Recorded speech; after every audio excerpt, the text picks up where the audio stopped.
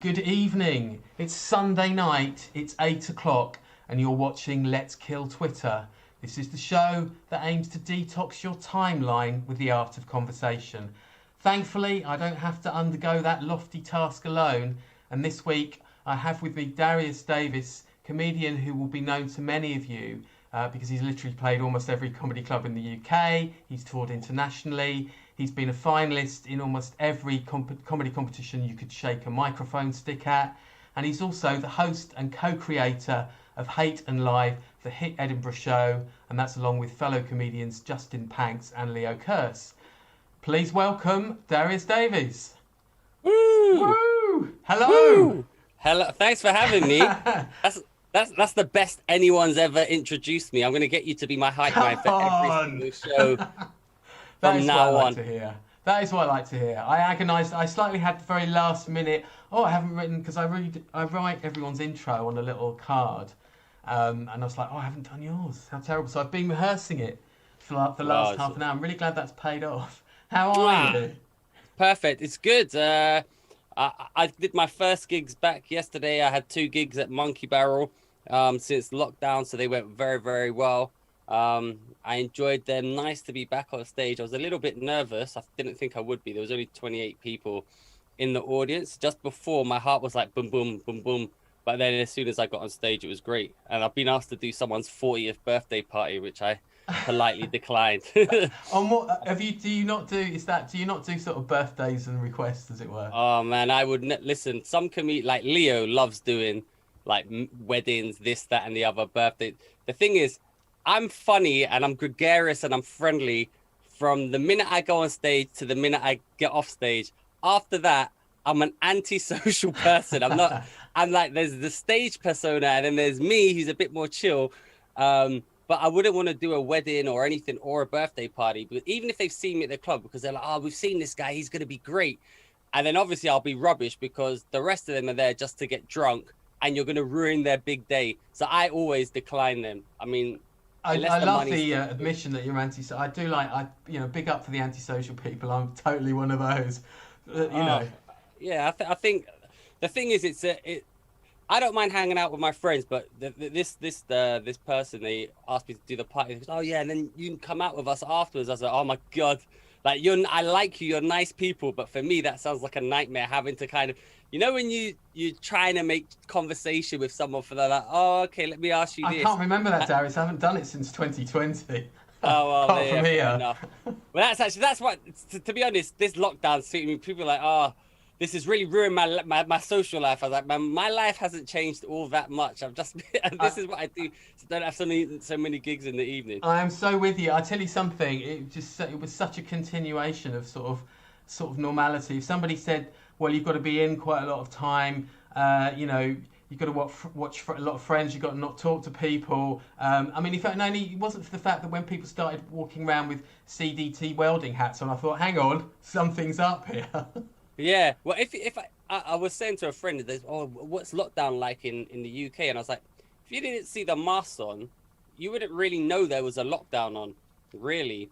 I thought, but I mean, depends where you were, I think, but. And what time of day you get out?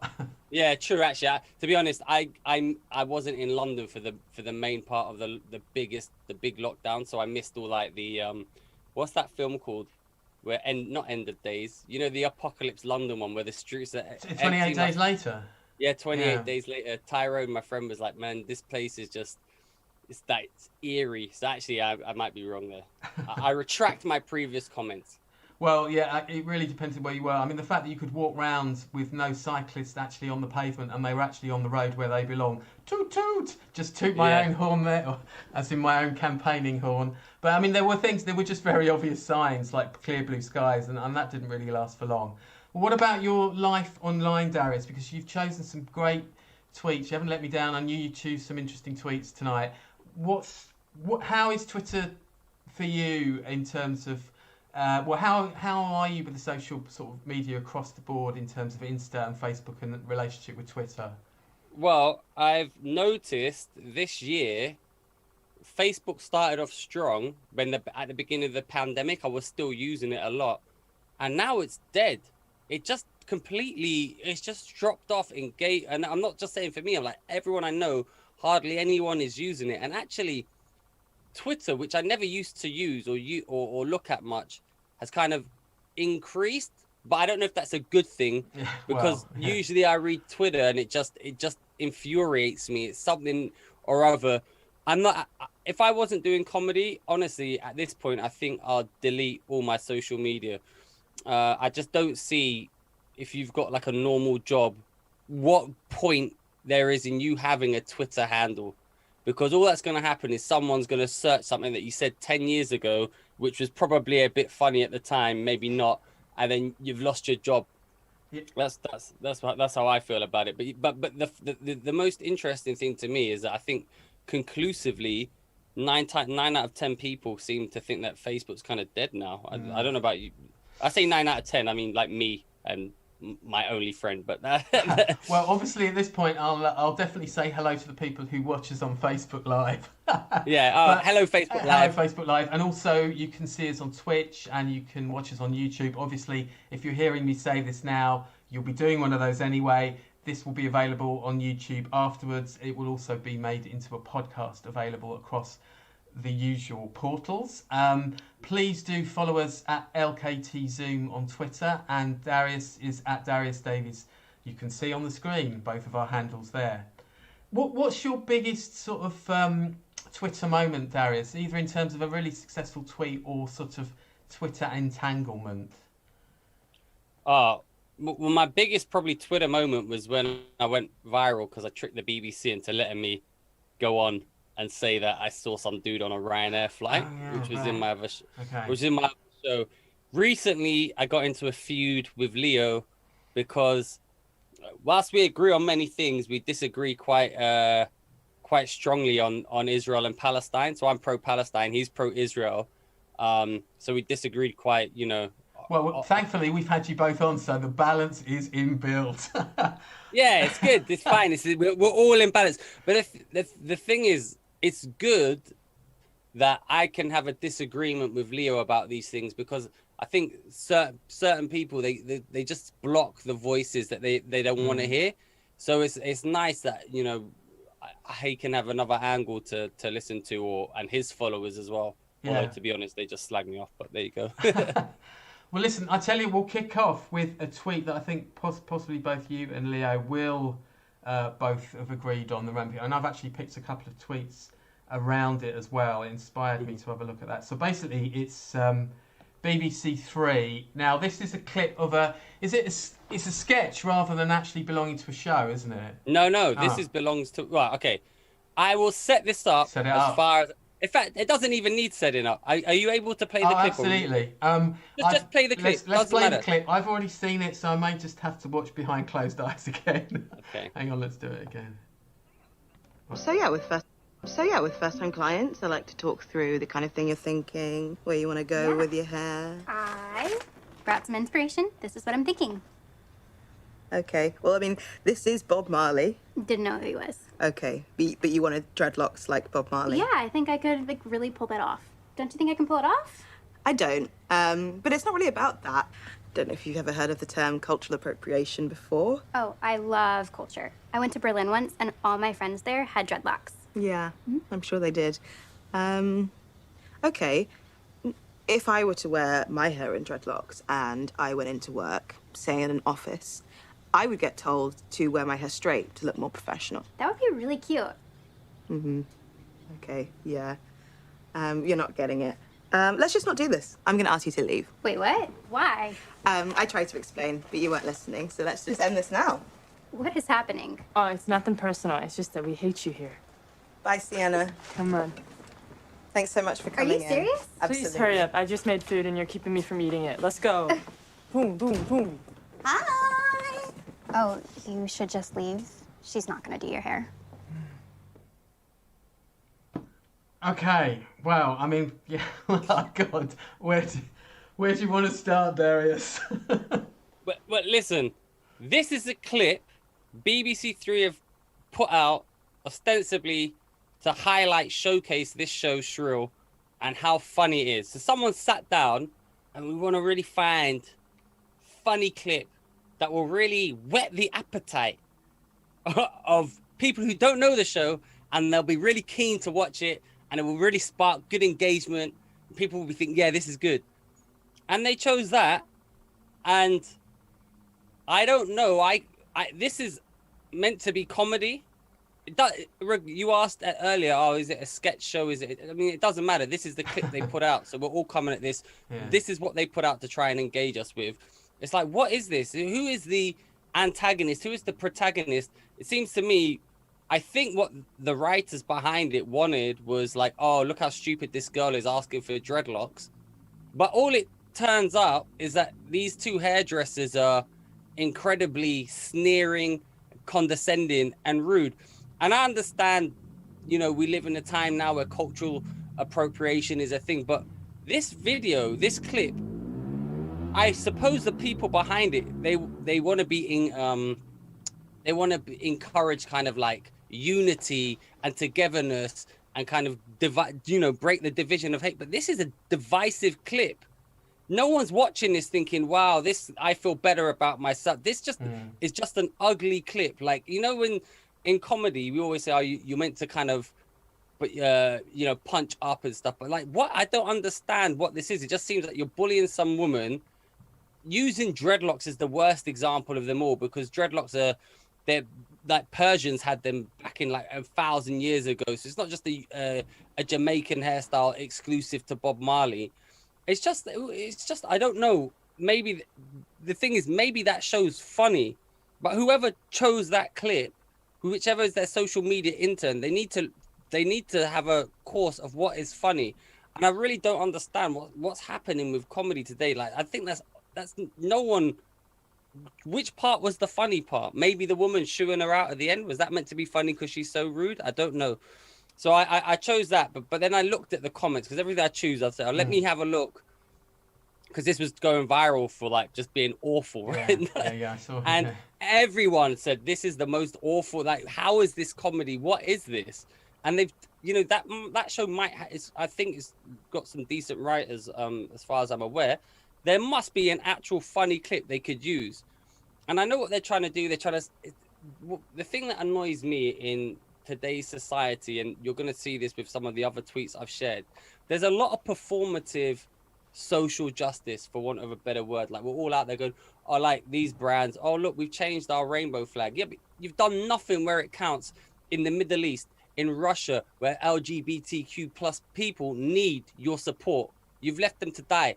Guys in Soho are fine. They don't need your rainbow flag, Sainsbury's, Barclays, Tesco's, choose your brand, right? And it's just the same. I don't know what it's for. I find it not only it's performative, but it's divisive as well. Yeah, it's divisive. Yeah. I mean, the way it is. Look, I mean, to me, it came over very much as some kind of public, like a public information film rather than a comedy clip. And actually, you get the sense from that. So Femi, who's the sort of anti-Brexit warrior and general activist Femi. I see Femi a lot on the Jeremy Vine show, which everyone knows now that I watch religiously because I always go on about it. So he replied directly to the clip and said, "You're not helping. Even within the context of the clip, the blonde woman doesn't understand what cultural appropriation is, but you still don't explain it. So people watching who don't understand it will have the exact same reaction to the clip as the blonde woman in the clip." But to me, that's a valid comment, but it actually, what it does is this helps this clip to still be a public information movie. It doesn't help it to be comedy, particularly, at all, which seems very wide of the mark. Yeah, I mean, this is, for me, this isn't, just like, forget all the meaning and everything. Just as a comedian, this is rubbish. Like, this is bad. It's not funny. I don't know who commissions I don't know, because I've never been on TV, right?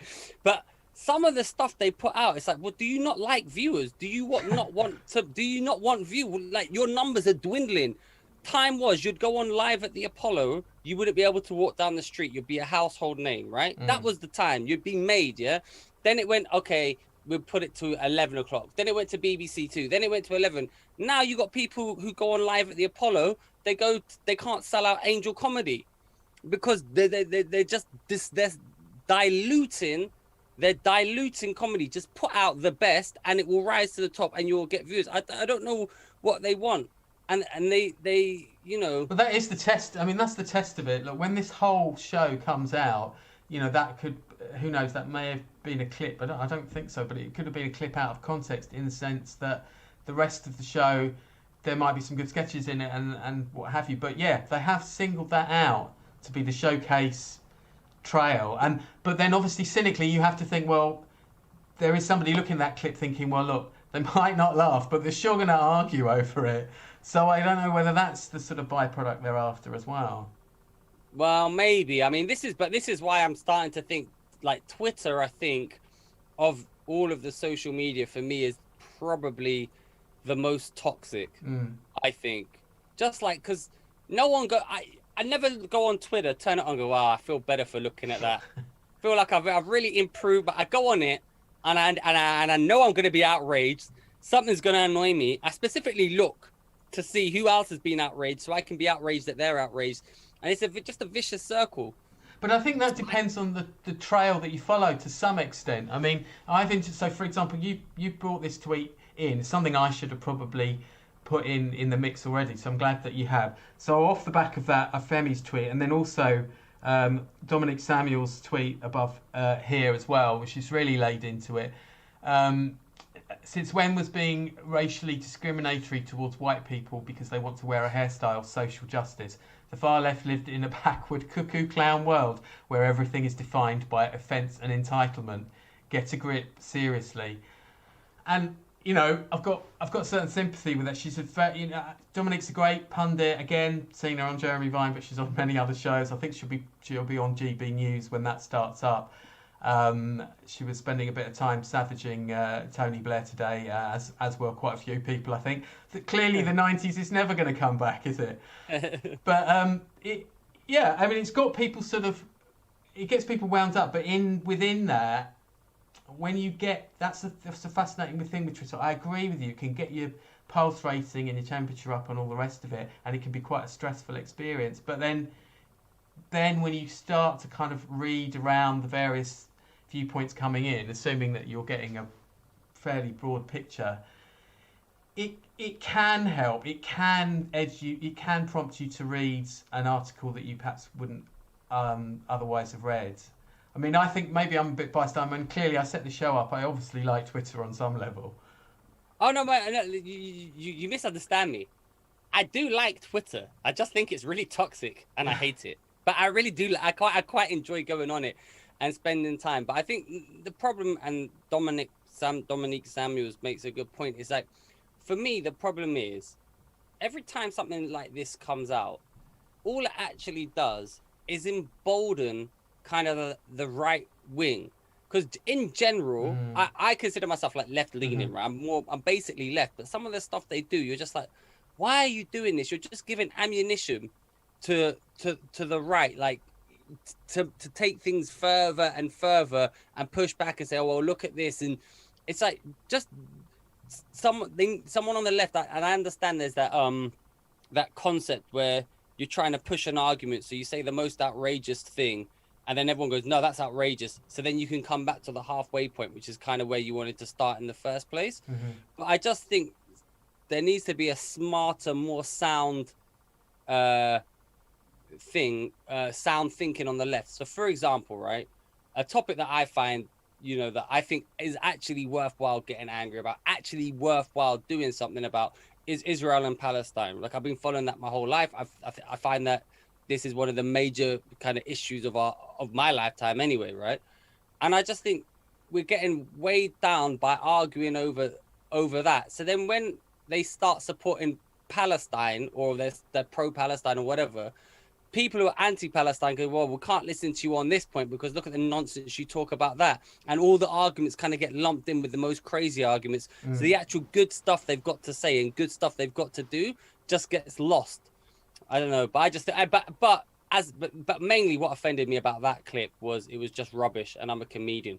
Yeah, that's it. That's the bottom line for that particular one. I mean, you've opened a really interesting Twitter debate, because obviously what you can say is there's a whole So basically, heroes don't exist on Twitter, because within 5 minutes, somebody that you respect will say something on another subject that you think, wow, okay, and then so you can either just accept, obviously, the sort of nuanced, multifaceted way that is human nature. But what Twitter has done is it's amplified certain subjects that you perhaps wouldn't have necessarily come across, or certainly in the terms that you do on Twitter. And you're right, there are lots of examples. I mean, I think lockdown is an example of some people whose views on lockdown I have found it difficult to take, whereas their views on other issues might be something that I'm more receptive to. But I mean, it depends which hill you're going to die on as well. As I think,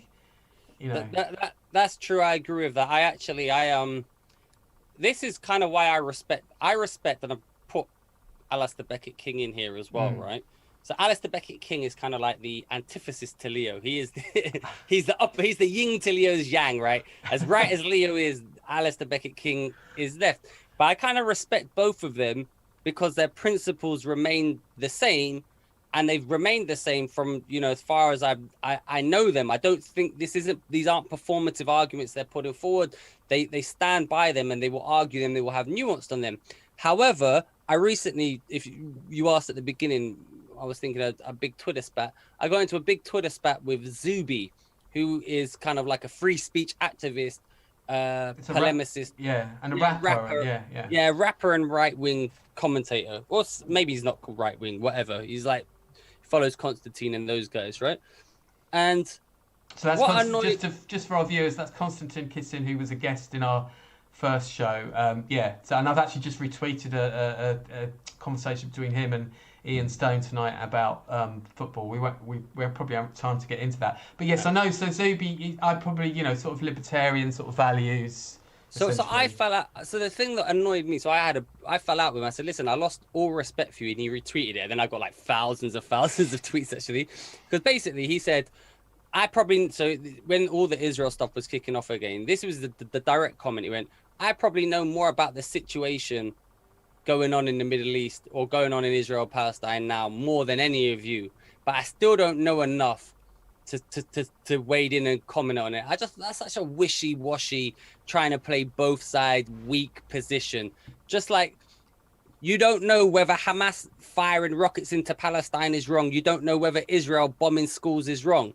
Just take a position. And if you're not going to take a position, why even make that comment? Just shut your mouth. Meanwhile, fair play to Leo. I completely disagreed with him, but he stuck with his point that he was pro-Israel all the way from the start to the end of it. Fine, I can respect his position, even if I disagree with it.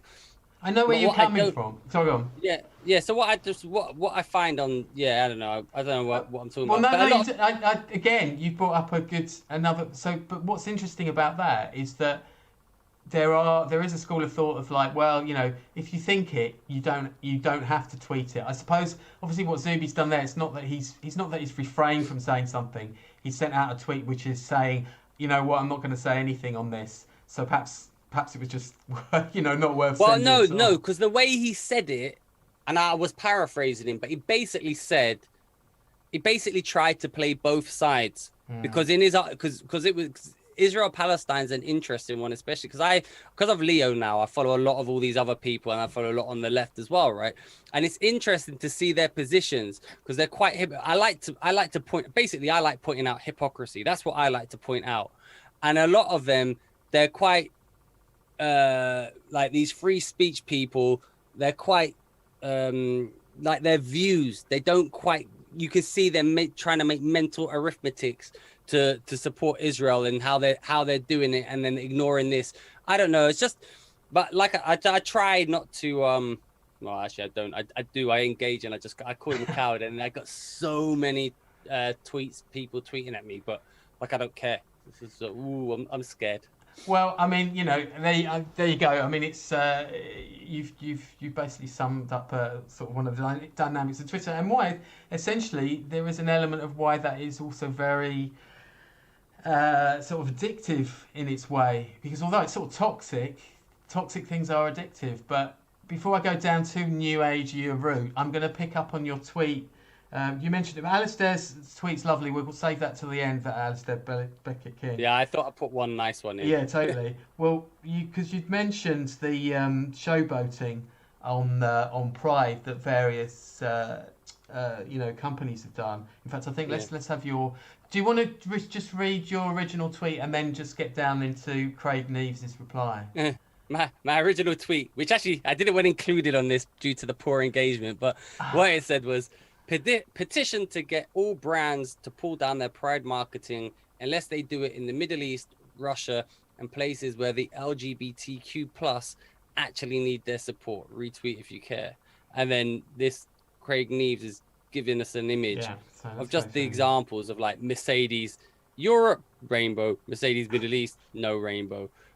Procter and Gamble cancel Pride. Middle East, do something that matters. It's just like it's unbelievable. Middle East Pride, Middle East Microsoft Golf forward together. Like no, it's like we don't need. So it's all Pride, right? Yeah. Leo and I went out and did some street interviews, which I'm editing together just to see what people to try and get some funny videos and to talk to people about Pride. Right when this came out, every single person we spoke to on the street, every single person from young to old, all walks of life, just walking by, every single one of them supported Pride. Everyone. And when we put it to them like you don't support Pride, they weren't only like they were outraged. Like this was like it was thought of to be against Pride was like outrageous to them. Like this country. We don't need it now. Like, I'm not saying don't do it. I'm saying we don't need it. The Middle East, where you will be stoned, have a wall pushed over you, where you'll be imprisoned, killed for just loving someone, they're the ones who need it. So it makes me furious when I see performative action from like Mercedes, Microsoft, YouTube, like, oh, Pride. Then where it's actually needed, they keep their mouth shut. I hate that. It's like, I'm not impressed. I remember there was a bus driving through Soho and it said, some people are gay, get over it. I said, you're in Soho. We got over it in 1960. You're in Soho. This is 24. Ride that bus through Uganda, then come back to me. So first off, what I should probably say is that, we're assuming, and there's no reason necessarily to assume, we're assuming that these were screenshotted at pretty much the same time, because obviously that's helpful to make the point if they were. But let's assume they are. I do totally understand the point that you're making. It's interesting. I picked up a few comments on Twitter from Pride. There was a gay guy saying exactly what you've just said, which is, look, thanks. That it's fun. It's great. I don't need it. I don't feel like I need it because I'm sure of my place in society, and I'm sure of my, I don't know if he was trying to speak on behalf of everyone, but certainly on his behalf. But then there was a female member of the clergy whose church obviously doesn't, not obviously, but her particular church doesn't accept homosexuality. And, she was saying, well, this is why Pride is still so important, So there were obviously differing voices, which is what I try and do on the timeline, obviously, is to sort of mix it up and see that. But I understand what you're saying, because you're basically saying that the real effort has to go on, the real resonance of Pride or something like Pride is for countries where it, homosexuality is effectively sort of outlawed and punished. But obviously it's really hard to get the message across in those countries for that very reason. Well, here's a way you can get the message across. Next year, FIFA have chosen to put the largest sporting event in the world in Qatar. Yeah. So they chose that 10 years running. How can we put pressure on that society? You just say, if you want the World Cup, it's open to all fans from all walks of life, from all over the world. And if they don't want the World, it's not like you're asking them for, we want your oil this time. We're saying all you got to do is let people come there with their partners, their boyfriends, their girlfriends, whatever. And if they don't want it, then take the World Cup to a country where that's fine, where they've got progressive values that we want. And that's how you teach them. But for me, it's just like, when I see people like retweeting, oh, it's so cool, Coca-Cola or whoever put a Pride flag, it's like, man, they're just exploiting you for money. Oh, and that's why when I see that video from the Shrill thing, like, nah, it's performative woke social justice, which doesn't mean anything. They're just trying to get view. They think this is what people want right now. Basically, I read somewhere like, if every single corporation is on your side, you're not marginalized anymore, right? And it's the same. So the BBC, they're putting that rubbish up because they know it's just like, oh, this is popular. This is going to get us views and clicks. But actually, the saying is, go woke, go broke. And that's what's happening. And it dilutes the good message that actually the core of wokeness stands for, really is, you know, helping each other, sharing, caring, loving, and is a good message, right? But it's just nonsense is being taken over by, co-opted by brands trying to sell you, you know, a flipping sugary drink. But where it can make a difference, they don't make any it's like, remember when they did the advert with what's her face, Kyle Jenner or whatever, and then there was a war, she came out and got them a can of Pepsi and then put a flower in their thing. It's just like, they're just these like, and these performative acts, just, they infuriate me so much. And it's endemic in comedy.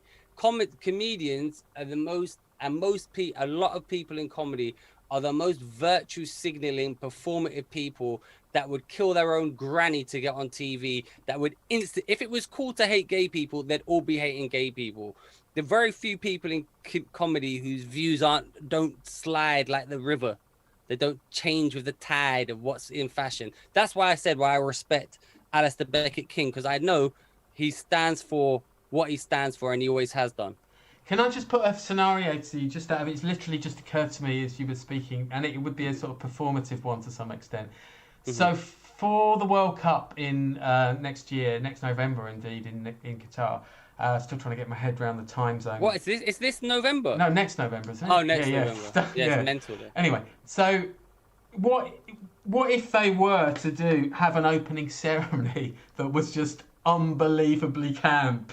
You know, high-kicking footballers dressed in all of the kits and all the rest of it. Now, in somewhere else, that might be considered performative on woke, or, you know, especially if it was out of the context of being Pride. But what if they actually tried to do a mini Pride for the opening ceremony? How would you feel? Well, can I just answer? I just want to tell you something that's funny about the Middle East, right? So my dad's Iranian, right? Yeah. Is that because there are, quote unquote, no gays in those countries, right? They don't understand. They've got no idea about gay culture, right? Yeah. So consequently, consequently, it is the gayest place you've ever been. Like, dudes will be walking down the street holding hands. They men greet each other, kiss each other. Like, I have a cousin in Iran, right? He lived in Tehran. He was like 14. I remember I went to his house one time. He had like boys' own pictures up on his wall. He had like topless Justin Bieber. It was like the gayest room you've ever seen. I was like, wow, this is pretty gay. It's like, nah, infidel, I hate gays. So I'm like, you can't get much gayer than this. But to your question, I actually don't think that would be, that in that instance, it wouldn't be performative, and I would think it would be good, because they're actually taking a risk. When I'm offended is when people are performative and they're like saying, let me do an opening Pride celebration in London. It's like, no one cares. It's like, you're trying to impress me with a Nokia 3210. It's not impressive. So doing it in Saudi Arabia or in Qatar with the World Cup, yeah, I would be impressed, because that would be making a stand and sending a message to that country. That's the difference.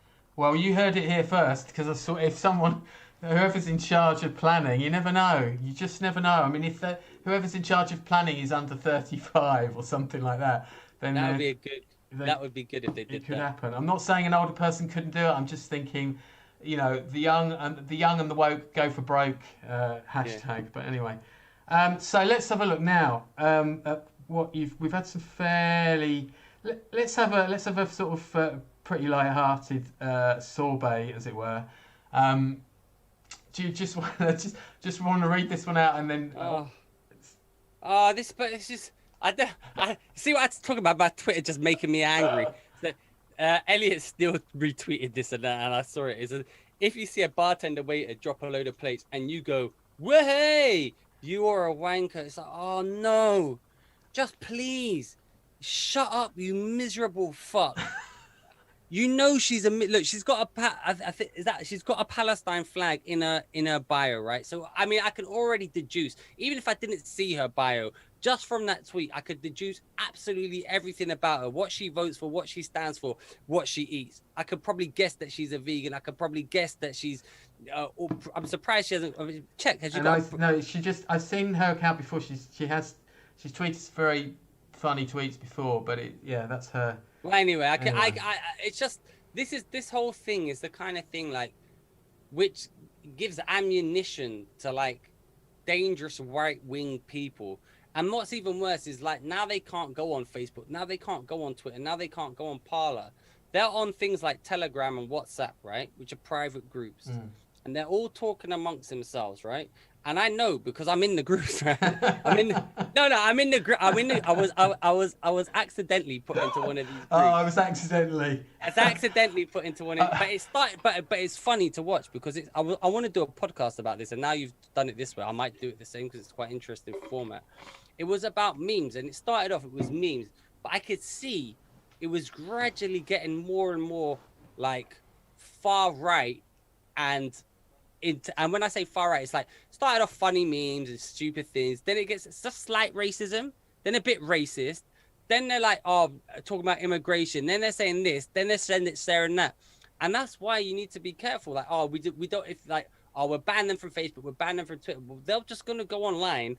And now they're not going to have anyone who's going to curate anything, or they're not going to hear any other side of the argument. They're only going to get their own extreme views and opinions of news. And stuff like this is the kind of stuff they'll share because it's so ridiculous. It's like, why? And it's been retweeted of over 21,000 likes and it just feeds into this narrative of the snowflake generation. We're offended at everything, trying to ruin our way of life. Like, listen, if a waiter drops something, it's intrinsically funny. It's the only good thing British people have is that we go, way, like, just it's the only good thing we have. Like, listen, we do a lot wrong in this country, but when we do stuff right, let's not shit on it. Plugs, way, when they drop stuff are good things. That's my point. So I saw that and I was just like, oh, it's just like, this is just, all of these tweets are kind of like what infuriate me about Twitter, but what I think is wrong with this whole kind of, everyone's a victim, but you know what it is? I have this theory that everyone in this country or in the West, basically now, a lot of us have been, especially white people, have grown up with basically everything, right? We've got nothing to really that we can moan about. Like, we're not in Iraq. Our bombs haven't been rained down on us. We've got good healthcare. We're not in America. Like, we've got everything, right? So these people go out of their way to victimize themselves. And then and then what's happened is people should have just shut them down. Like, they'll tweet to a brand like that tweet a few weeks ago to Southern Rail. You said good morning, ladies and gentlemen. Yeah. That's disgusting. It's like, man, if I was the Southern Rail guy, I'd say, yeah, go fuck yourself. That's what I would have said. Here's one for you. Go fuck yourself. We don't care, right? Stop indulging these shitheads and the country will be a lot better place. But it's worrying for me because I've seen that it's going to push more and more people to the right, and they use examination, and because they're getting, oh, he said they didn't refer to me by the right pronoun or whatever it might be, so we've had to cancel them. They go off onto their little group, and they get more and more right wing. So here's a good example. Count Dankula, right? Yeah. You know, he got ostracized. So I watched the documentary with him on BBC3 or whatever it was. I can't remember. Here's a documentary about him. And this guy was a communist. He's got a picture of Lenin on his arm. He was as left-wing as you could go, right? He couldn't be more left-leaning socialist before he got into all of this. Then what happened was he made the pug video, whether you think it was funny, offensive, whatever. He made that video and he was ostracized. His whole life was kicked out. Then all these free speech activists came for him and went, oh, we're a safe haven. And now he's basically pretty far right, because he's been pushed away from the left. And the left, the problem with the woke is you can never be woke enough, because every week someone's getting cancelled because they've said something. And it's like, the funniest thing is when someone's like, the dude, actually I don't know, the dude last week who came out, who was the comedy producer, he was like, I'm a big Me Too supporter, now he's Me Too'd. Or the dude from the BAFTAs, I've forgotten his name, Noel Clark, big Me Too supporter, now he's come out. So it's like, I'm not saying Actually, I've lost my train of thought now. Those well, are actually good cases. I think you're But the trying point to. I think you might be trying to say that the people who protest too much about woke causes end up being the ones that get found out. Yeah, essentially. But that's well, what I'm I mean, I think because Leo certainly addressed that particular issue in his stand-up. And listen, I'll tell you something. You totally come out of left field for me, because when you picked this tweet, I did not know that it was going to be. I thought you were going to say, you know what? It really bugs me when everyone does that when they drop plates. But I should have known better. Listen. I love it. I think there's something. Listen, I think sometimes we forget how good Britain is, and I'm half Iranian, right? But when I go abroad, I think there's some great things this country does and should be celebrated. We've got the best sense of humor, no doubt. Best sense of humor, and we're rapidly in danger of losing that because we're scared to say what we want, and we're scared. And when I say be offensive, British people, we're savvy enough to know when someone's being offensive or when they're taking the mick. There's a big difference. There's a big difference between someone saying, "Oh, Darius, you cheeky bastard," or "Oh, Darius is a bastard," right? You can tell by the tone of voice, right? And we've got a great sense of humor. We've got a good sense of community. They're making out right now that Britain's a racist country. This isn't a racist country, right? My dad's Iranian. He came over here brown. Fucking the dude's brown. Doesn't look like me. He's brown. Proper Iranian brown. Durka Muhammad Jihad came over here on a magic carpet, right? And he was welcomed into this country. He married an English woman. He had kids. He set up a life for himself. This isn't a racist country. When we grew up, I asked my dad, I said, "Hey, have you ever experienced racism in the UK?" He goes, "Well, I've only experienced it from you when you call me a Durka Muhammad Jihad. But in general, no, I've not experienced racism." But now I feel, and I grew up in, fair enough, I grew up in London where basically every one of us was from somewhere else, right? Fine. But I now feel it's more racist now than it was when we're more divided and more separated along the lines of race than when I was growing up. Yeah. And this is the worry now, and people are actively separating us by race. When I went to school, we were from everywhere. There wasn't. It was unusual. We're probably the kids that actually the white people hated, because it's probably unusual that you just get a full-on English kid, right? It was weird, but all this separation by race and then saying, "Oh, Britain's a racist country." This isn't a racist country. Yeah, there are some racists in England, dumb, but they're very ignorant. Yeah, they're homophobic people, but they're very ignorant, and they're small, dwindling, dying number. However, if you insist that English people are racist, if you insist that British people are homophobic, if you insist it, after a while they go, "You know what? If you're going to call it to me, fuck it, I'm going to do it." And that's what I'm scared of, what's going to happen. Because I can see it like the momentum happening, and that will happen. And it's like, we don't need to be dividing everyone by every little tiny like identity part of them. And that's why I hate when it comes to comedy, and "Oh, look, this is the first all-female black comedy show." It's, man, just make the show, put the show out, let the show do the talking. They'll see, they've got eyes. When we book Hate and Live, we always book a diverse lineup, not because we're like super woke. We book a diverse lineup because we know a diverse lineup will be a funnier show, because we'll have diverse voices, different points of view, be more connected and more representative of the audience. But we don't make a big song and dance of it. We don't go, "Whoa, this is the first show that's ever had one woman, one dude, one this, that." We just do it. And it works. So we're in talks with some TV companies. "Oh, we loved your booking. We didn't know it was like that." It's like we didn't know that was part of the show. It's like, well, why would we don't want it to be like the mantra? It's why Gillette fucked up, right, with their advert where they're like, "Oh, look at men, you're so shit." It's like, why are you shitting on your own? Yeah, on your own customers, your own market. Right, yeah, just and if you want to say the message, show, don't tell. Like, they can do you can still have a woke audience and woke, and like every advert now, it's like it's an interracial couple. Like, look at this interracial couple. It's like, stop ramming it down people's throats.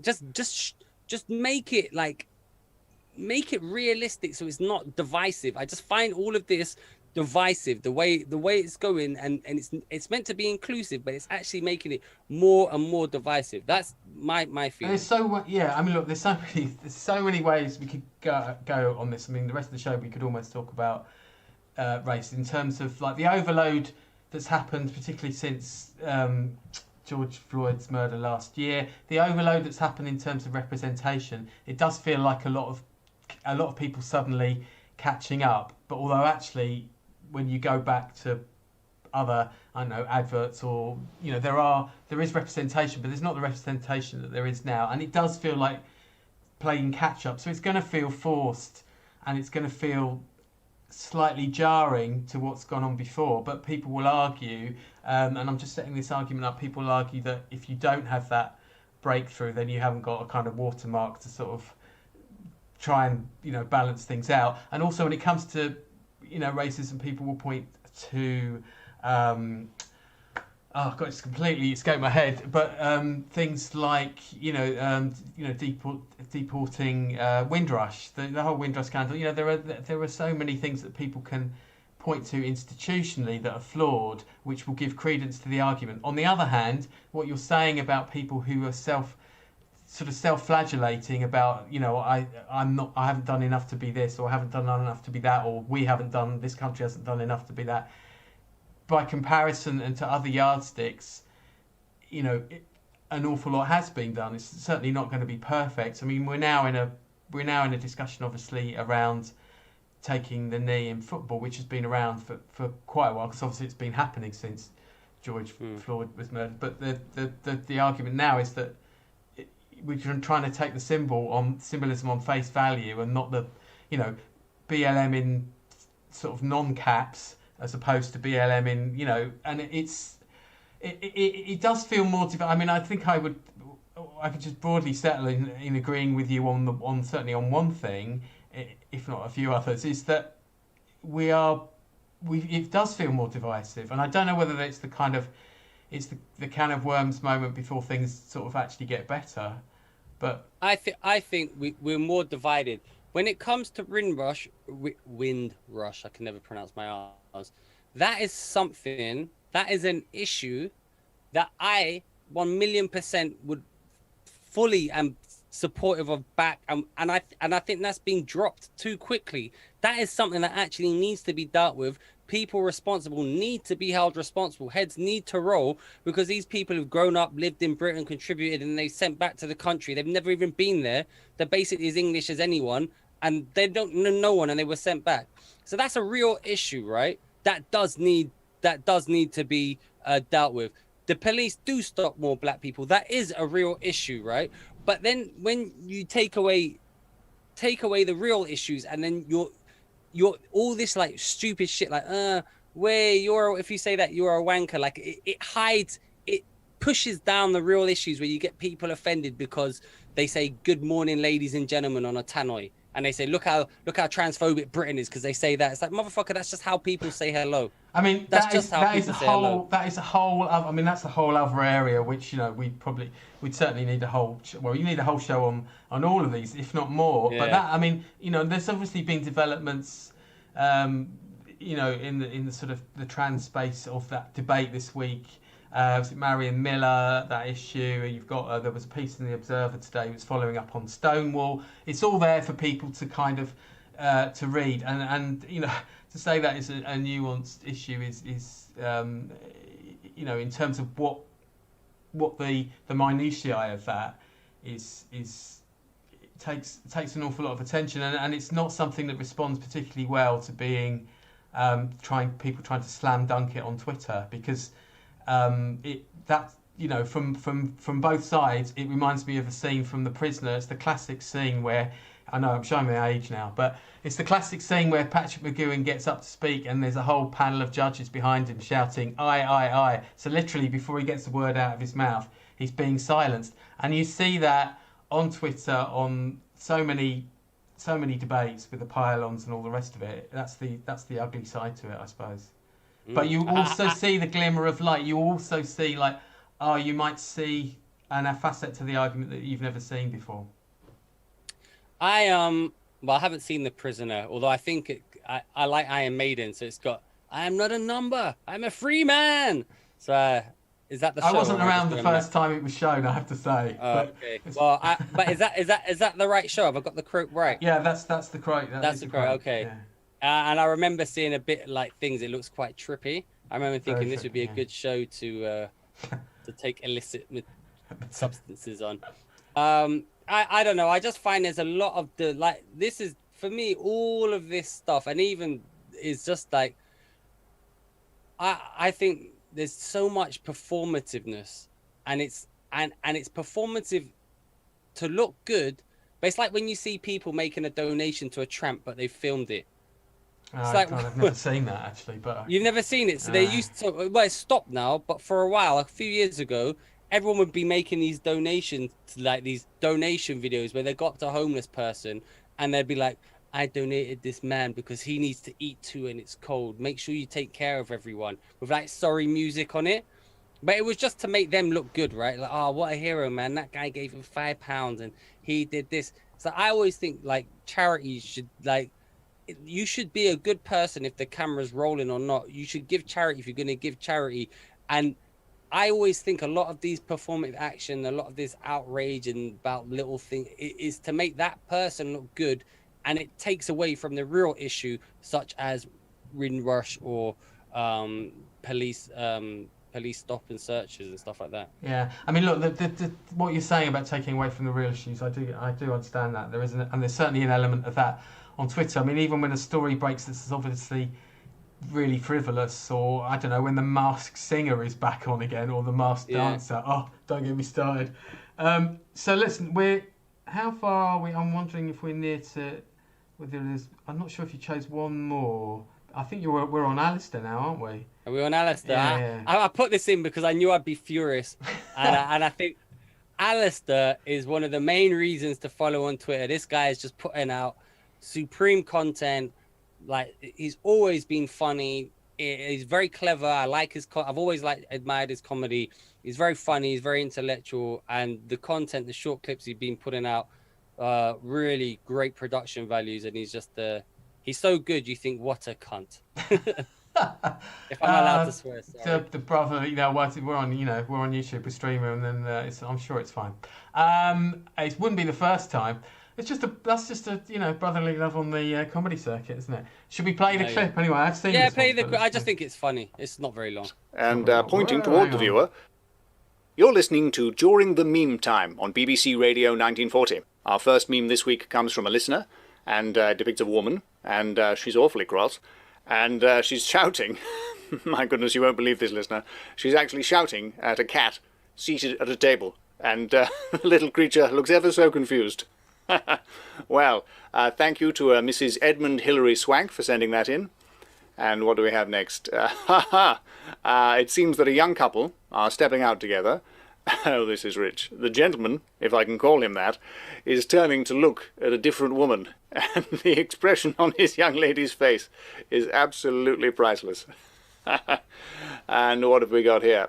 This one has been dug up by the meme boffins here at Broadcasting House. It seems that the artist Joseph de Croo is wearing a large hat and pointing toward the viewer with a cheeky smile, and the legend reads, I have 19 problems, but a wench does not number among them. Well, that's gone over my head, to be quite honest with you. Thank you to everyone who sent in a meme. That's the end of the sketch. Wait, this is a sketch. Always has been. Great stuff. Yeah, he's done some quality content, hasn't he? Yeah, he did a really funny one about like Scandinavian noir film, which is really funny. Are you Gunnar-san? Yes, it is me. Gunnar-san. It was really funny. But he is actually, this is Alistair, why I like him. I think he's a great comedian. But I also admire the fact that he's always very left, right? But he doesn't change. His views are the same. His views have been the same when I met him years ago, and they're the same now. They don't change with the tide of what's popular and what's in fashion. If it wasn't, he'd still be saying the same thing. And I admire people who stick to what they believe in. And what I find is a lot of people, especially on social media, just like, oh, if this is the in thing, then I'm going to be in for it. So Yeah. No. Well, I also think he's a brilliant comedian, so follow him. He is, yeah. Well, I was just going to say he's at Mr. ABK for those guys of you out there who want to follow him. Please do. Obviously, please follow Darius. I can't believe we're actually heading towards the end now. Darius, obviously, at Darius Davies. And please follow Let's Kill Twitter at LKTZoom. And just before... I mean, if you follow me on Twitter, I'll just add, I mainly just moan about Arsenal. That's all I exclusively do. So much to moan about as well. Try and get Arteta fired. So, yeah, so just let viewers know that if they go to the likes, I mean, obviously you can just read it from our main tweets page, actually, the tweets that we selected, but the ones that we had lined up for tonight are all under likes, and I'm pleased to say that we've got through all of Darius's. I knew they'd be engrossed. Oh, wait, you didn't get my vaccine one. Oh, no. Just to make it surely can't do a vaccine one now, can we? Well, it was just this twat. I just saw him. He's pro-vaccine. I just want to say this one point. I'm going to play the clip. It's oh God, he was in the Apprentice. Mark Ryan. That's it. Hang on. Ryan Mark. I'm willing to cut people off is beyond boring now, listening to under 30s sanctimoniously preaching from their high horse because somehow they think they're immune from the virus and they don't have to do their bits to protect others from this vaccine, from this virus. I've had this conversation with many friends, and I'm willing to cut people off if they're not willing to get out there, get the jab, and protect others from this virus. I'm done with people like Joanna lecturing the public, lecturing the viewers at home, saying, well, I'm under 30, I'm not really at risk, it's okay, my body, my choice, this philosophical junk, and it needs to be stopped. I tell all people under 30, anyone I meet, get the jab once you're called. As soon as I get called, I'm going to be getting the jab. And we saw that as well at Twickenham Rugby Stadium, hundreds of young people flocking to get the vaccine because they want to protect other people's lives. Ryan, and that's their choice. Ryan, you think that people in your age group, this 20% who've told us on GMB that they're not going to have the jab or they're thinking of not having the jab, you think that if they carry on with that, they shouldn't be allowed into public places, they shouldn't be allowed into concerts, into clubs, into pubs, into restaurants? Yeah, absolutely. They should be punished for that. They cannot enjoy the civil liberties of other people if they're not going to do their bit for the country. If they're not going to go out and get a simple jab to protect others, then they have no right to go to the pubs and go to the restaurants and the theatres. They deserve to be punished. And I tell my friends as well. In fact, I have blocked my friends who have said they're not getting the jab. They are dead wood in my eyes. So, Darius, you may say that, but that is far more eloquent than anything he ever did on The Apprentice. I've got to tell you that. But anyway. Listen, right? I like wrestling. In wrestling, you got heels and baby faces. The baby faces are the good guys. The heels are the bad guys. What this guy's talking about is a good guy thing. Get a vaccine, help everyone out. But the way he's delivering it is so heelish and evil that anyone who was on the fence is just going to think, well, fuck this guy. Out of spite, I'm not going to get a vaccine now. I don't know why they put people on like this. It's so divisive. Like you said, Tony Blair's come on and went, we need to get these passports. All you're going to do is you're going to ostracize half the community, half the nation. They're not going to get the vaccine. They're not going to want it. People like him, some cherub-looking, flipping apprentice failure. Oh, and I won't be friends with anyone if they don't get a vaccine. Oh no, don't threaten me with that. It's like no one cares. Like not everyone cares. It's just so annoying. It's the way they present the message. The message should be, okay, you've got legitimate gripes regarding the vaccines. Here are our answers to those gripes. The vaccines are available, but not trying to punish half the nation that might have serious concerns and legitimate concerns. They should be allowed to have those questions answered and help answer them so they can be not forced to get the vaccine. They'll want to get the vaccine. And stuff like that is just not helping anyone. And again, another example of dividing. If we're not divided by race, if we're not divided by color, if we're not divided by sexuality, we're divided by vaccinated and unvaccinated. Yeah, the Venn diagram situation is not a happy one, is it? Basically, as we said, there is a lot. There's more that unites us than divides us. Well, you know, I mean, it's hard in these sort of times. I'm just flipping through some of the other tweets. There's plenty of that viewers can check out later. I won't open another can of worms.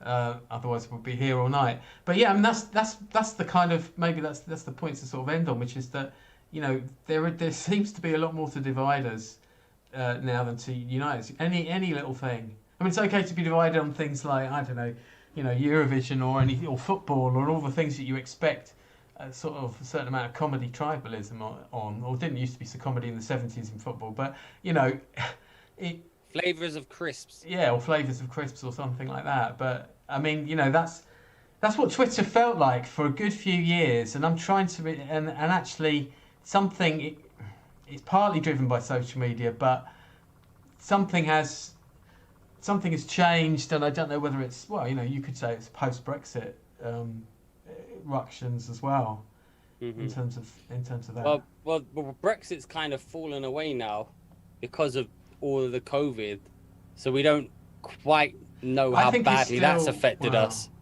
If you know what I mean, like that, we don't know how badly that affected us or is affecting us, because no one's been able to travel really. But that was the first time that we got to be incredibly tribal over a single issue, and the sort of the damage that's caused is hard to quantify, because now it seems to be like our default position. But hey, happy show. Anyway, happy show. I mean, it was my fault for choosing these tweets, but I went, I'm you know, there's a platform I want to try and speak about, you know, what I think is affecting us. And we're absolutely here to do that. We absolutely are, and that's what we need. You know, we try and get a mixture of light and dark, but sometimes that's not easy. Just, it really depends on what the treasures that the past week has yielded. So listen, before we wrap up, I just want to say to viewers, obviously, again, please do follow us at LKT Zoom. You can watch the show on YouTube. So yes, actually, Facebook and YouTube. There'll be copies there. There'll also be a podcast that will go online fairly soon as well, and we'll be doing some clips from the show. Darius, what are you up to? I mean, we're back in the world now, aren't we? So there must be. I'm slowly getting back to gigging. Let me see if I can find my calendar. I've got some gigs coming up. Let's see if I can bring up my calendar. But yeah, just slowly getting back into it. That's it really. If you follow me on Instagram and or on Twitter, my gigs will come up. So I've got I'm at Top Secret on the 13th, and I'm meant to be somewhere on the 19th, and I think we're bringing Hayton Live to the Cambridge Comedy Festival. I've definitely got another gig somewhere on the 19th, but I've obviously not got it in my calendar right now. Yeah, well, I've got your Insta page up, or Instagram, never mind. I've got your Insta page up, and obviously there's videos on there as well that people can look at, as well as obviously going to your website. Yeah, do that. Oh, and I've got a podcast. I do a podcast with Nico Yearwood and Leo Curse, and also Mooch from Vauxhall Comedy. It's called the Three Speech Podcast, and we kind of talk about what's happening. What's been happening in the world. Maybe I push Leo on some of his contrarian views, so it's quite fun as well. No, that sounds good. I have seen that pop up, and actually we really like to get Nico on the show as well at some point. So I'll have to drop him a line. But drop him a line. He's very good as well. Do mention that next time you see him. We'll hang back, Darius, and we'll have a quick chat after the show. Thank you, everyone, for watching, whether you've watched it live and on stream, or whether you're going to watch it watch from YouTube, etc. We hope to see you again. We'll be back next week at 8 o'clock, and you can see the various details scrolling above my head of who to follow, and also this fantastic partnership we have with Buy Me a Coffee. I'll do the high-tech thing and move out of the way. If you go to buymeacoffee.com /Let's Kill Twitter, you can donate for our work tonight. If you have been justly entertained, please do buy us a nice triple shot Americano in my case. What's coffee? What's your coffee? Flat white after 12 p.m. and maybe an Americano as well. Wow, the man with caffeine's time zone's fantastic. Brilliant, Darius. I knew it was going to be great, and I knew you'd choose some interesting tweets. You haven't let me down. So to all the folks out there watching, goodbye and see you next week. Woo, thank you. See you later. Bye. Bye.